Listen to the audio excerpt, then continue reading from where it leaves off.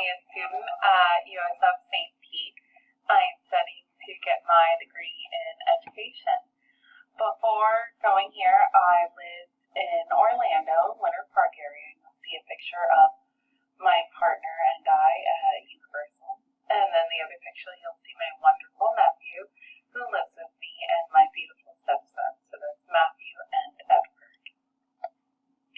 As a child, I read a book almost every night.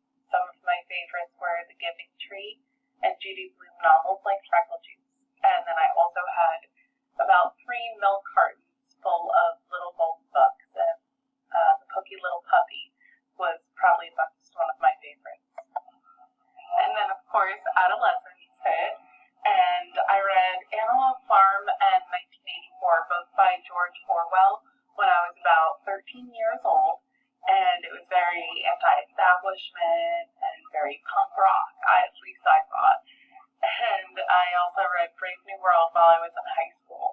Later, I got into theater in high school, and I fell in love with Shakespeare and Hamlet, and I actually was in a performance of Midsummer's Night's Dream, which was really fun. Later on in my adolescence, I was able to read William S. Burroughs, who wrote Naked Lunch and Junkie, both very interesting works.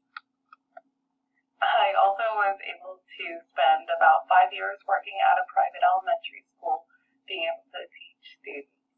We used reading in science, we used reading when it came to grammar, as you can see with science and grammar pictures right there, little Audrey doing a preposition.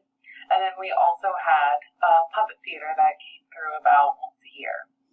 We also did readers theater, and I was able to help put on a play for about 3 years that I worked there. I was able to help direct it.